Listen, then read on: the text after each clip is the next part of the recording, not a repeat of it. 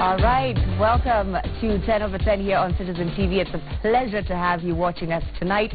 Willis Aburu is going to be joining us a little bit later on, as well as all of the musicians that you just saw. It's going to be an action-packed show. I don't know what the weather is like where you are, but the rain is not going to stop us. We are still going to do this thing. The hashtag to use, of course, is 10/10. This is 10 over 10 brought to you by PSI. Thank you so much to Trust Condoms. Remember, the message is Kua True. We've got so many giveaways to give you, by the way. If you participate in the discussion I'm about to have right now, you could stand a chance to win some amazing gift hampers at home. So we posted a question on Twitter earlier, and if you answer that question with your tweet, we will award you with some gift hampers as the show goes on. So today we are going to be talking about the rampant use of drug abuse amongst young people, why you think that is increasing, and what we can do to stop it. I've got two amazing people who have volunteered to come here and share their stories. They're both former addicts, and they're going to tell us how they got involved in drugs, why they got out, and how life has been ever since. So I want to welcome my guests tonight. Rita, why don't you just go ahead and introduce yourself? Okay, thank you, Joey. My name is Rita. My name is Rita Gatonye. I am 27. I am, as you said, a former addict, recovered, and very proud of that. I'm a lawyer as well. That was almost cut short by drug use. However, that's something we'll talk about. And I'm just happy to be able to have a second chance and to be able to share my message, share my story with someone else. Even if just one person ends up not using drugs, that's good enough for me. So you saved a life. Yeah, that's me. Thank you for being here. Thank you. All right, introduce yourself. My name is Anthony Kenneth Toshira. I'm 38 years old. I'm a recovering addict. I'm a family man. I've been to hell and back through addiction, and today we'll tell you more. Yeah, it's amazing that you guys are beyond it. So now you can be here today to share your stories. I didn't know that you're a lawyer. So how long ago did your drug use begin, and which drug were you addicted to at the time? Okay, my drug use began when I was about 22. Now, serious drug use. Before that, I just experimented with cigarettes, a drink here and there, go out with friends, have a drink. But when I got to campus, when I got to my second year of school, and you know, the difference between campus and high school is in campus nobody's watching you, nobody's supervising you. So we started smoking weed, that's bang.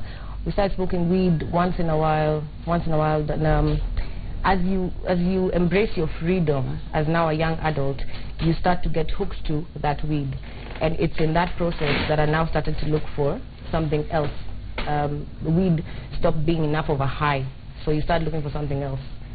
So, you know, we will discuss the reasons that lead to that, but that's when I started using drugs actively. And a few years later, maybe 2-3 years later, is when I got hooked onto hard drugs, when I found out hard drugs were so easy to get here.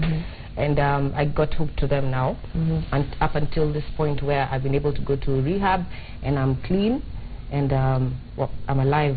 How long have you been clean? I've been clean for 2 years now. 2-3 years. Yeah. And the hard drugs that you're mentioning here, specifically, what was it? I'm specifically talking about heroin. Okay. I'm talking about heroin. Wow. It's very easy to get here.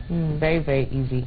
And if you're an adventurous person in your youth, as is the case with most people, you will more often than not know where it is. You'll find out where to find it. And once you taste it, because most people just taste things for the curiosity of it, the bad thing about hard drugs especially is once you taste it, it's very hard not to become addicted to it. Yeah, so I was hooked for a number of years, maybe 4 years, to drugs in general, then to heroin seriously for about 2 years. Luckily for me, a rehab program came that I was able to enroll myself in, and I was able to, you know, to kick the habit completely. Okay, Tony, just if you could just give us a brief overview of how it all started for you, and same question, like what drug were you addicted to? Well, for me, it was the same case, heroin. My addiction started as mine was more of an experimental thing, you know. I remember in high school I used to fear drugs so much, Even when we had lessons about drugs, I was, you know, like I would even miss that class. But later I wanted to know, what is this thing? What is it? Yeah. And I found out what it was. Through friends? Through friends. Bad company, I would say now. And yeah, I got hooked. And for a good part of 15 years, I was addicted. Wow. Yeah. I've been to rehab more than 7 times. In and out, in and out, in and out. But and the expense of rehab, first of all, rehab is not cheap. It's not cheap. It's not cheap at all. For you to have been to rehab 7 times, that must have been a heavy financial burden on your family. It reaches a point where you cannot even, you hide your addiction. Yeah? Because you go, you come back, you go, you come back, you go, you come back. So the last time you go, you pretend everything is good, and you just keep quiet. Because you don't want to be that problem. Yeah, you know, so you just keep quiet with your addiction, hide, okay, from family, society, you know. You don't talk, just keep to yourself with your pain. It eats you, it eats you, it eats you, till you hit rock bottom. Yeah, but for me, luckily, my family was there. My sister, thank you, my brother, my mom and dad, they were there to support me. And I was taken somewhere where there was a methadone program. Yeah, so I enrolled, and I took it for some time, and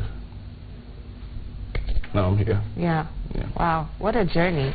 How available, you said that these drugs are quite available. Quite, very, very available. So we're talking you can just walk down the streets and get them, or did you have suppliers that you knew, or? Well, okay, as it starts with anything, most, most often marijuana, because that's what most youth use nowadays, it's commonplace. Your supplier of marijuana, if he's a serious dealer, he knows where to get any other drug. And it is as available as I decide to go to town this morning. Say I go to any part of town, say Afia Center, I go to Afia Center, I climb to the top floor, I'm going to this room, but I accidentally walk into this room, and you know, that's where they're selling heroin. It's very, very easy to find. If you want to find it, you will find it, and that's the most dangerous thing.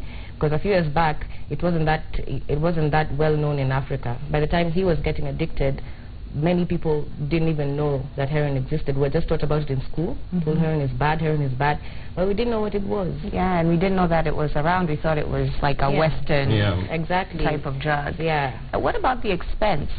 I mean, it can't be cheap, right? No, it isn't. Heroin is not like buying alcohol or even weed, I would assume. This is why it's really good that you've done this show, because there's something that people need to know. Heroin is as cheap as alcohol. No way. If not cheaper. Yes. That is a scary thought. Yeah, if not cheaper. Because alcohol, right now it's what Tusker is around 300 a bottle. Heroin is lower than that. It's lower than that. Once you get addicted... 3 times lower than that. Yeah. Wow. Once you get addicted, that's when it starts to become expensive. Because it becomes something you can't not have. You cannot go a whole day without using it. That's, he calls it being to hell and back, because of all the drugs that we've seen now working with addicts, heroin has to be the worst, and if only for the reason that you cannot go a day without it. Once you're addicted, if you try and go a day without it, you get physically sick. Say malaria and typhoid all mixed combined into one, every single day of your life. So that's what they call cold turkey. Yeah. So then you have to keep using just to feel some type of normal. Just to feel normal. And so before these programs that actually work, which is actually just 1 or 2 programs that work, like you said, rehab is expensive, and more often than not, it doesn't work. Because the people who are, counselors in rehab, they know just as little about heroin as the addicts do, so it becomes blind leading the blind. We all just end up in the same hole. So we were talking, I had asked a question earlier on Twitter about what people think the causes of drug abuse, the increase of drug abuse amongst young people, the causes are.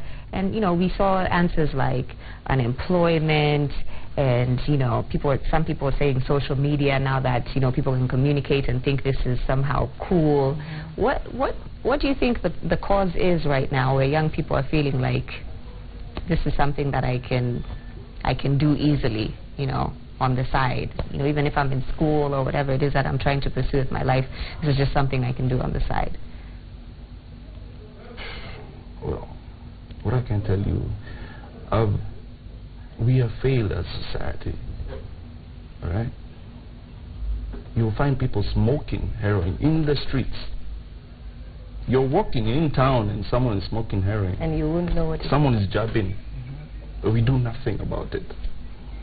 Yeah? Because we don't know what to do. Or why do we do nothing? I think there's a culture of, as Kenyans, and I don't know if it's in Kenya alone, but we don't care about our fellow Kenyan. We just don't help each other. You know, people will watch you die. That's why I say we have failed as a society. Yeah?